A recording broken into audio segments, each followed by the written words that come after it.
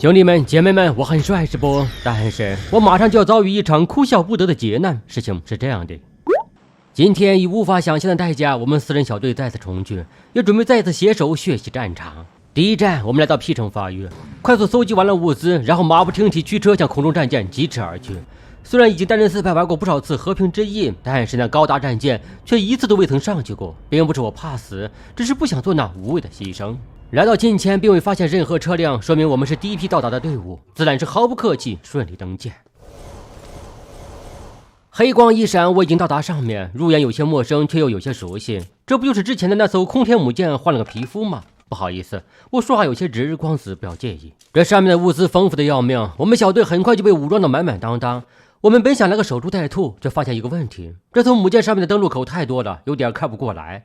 再加上我们那台车就在母舰下方，只要不是傻子，基本不敢有人再贸然上来。所以商量了半秒，我们决定乘坐高达向下一站进发。这还是我第一次乘坐这个玩意儿，心中有些小小的激动，毕竟用高达当坐骑也是很多人儿时的梦想。要开始启动了，好酷呀！这就是驾驶高达飞翔在空中的感觉吗？很可惜，光子只把它当成一个载具，而且还是固定路线。我真想有一款同类型游戏可以驾驶高达激情战斗。哎，这么快就到了。然而在高达落地的一瞬间，我暗呼不妙，堵桥堵海也就罢了，天杀的，竟然有人堵高达，我们要玩玩。但是我们现在无能为力，只能被迫接受现实。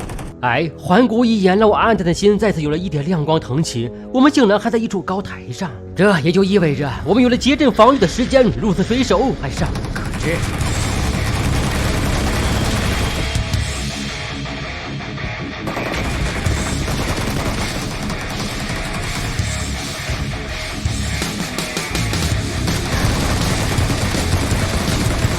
点个赞呗！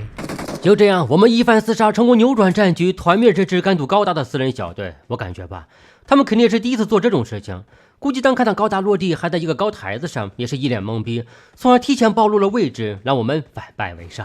这便是了，我们选定了接下来的落脚之地，我的妙妙屋。许久没来，我的妙妙屋杂草丛生，一片破败的景象。要想当年，这里是我的最大福地，发生过不少传奇故事，也让无数的铁血队伍饮恨在此。但是今天，也或者说今年，我已经很少在这里遇到敌人了。就如同过期的我，这处海岛战场最为凶险的防区也已然过期，所以我们只能再一次转换位置。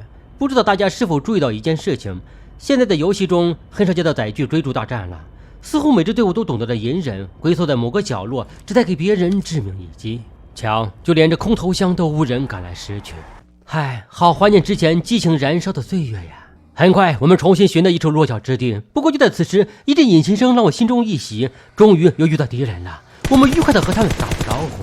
估计他们也是寂寞难耐，好不容易遇到了我们，竟将车停到了河边。就这样，以一种绝对的劣势位置和我们对峙起来，竟他们是条汉子。而且他们还主动向我们发起进攻，这是在一心求死吗？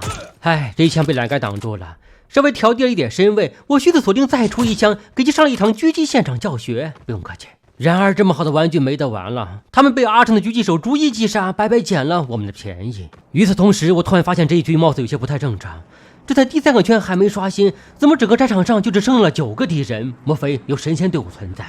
再看东侧，那边落下了空投箱，于是这下一个圈刷在东北方向。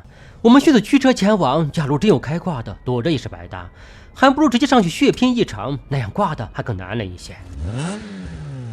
瞧见了没？2个空投，一场大战不可避免。停下车来，我选择直接攻楼，在神仙面前，任何的战术都属无用。假如真有神仙的话，没有人，我们瞬间明了。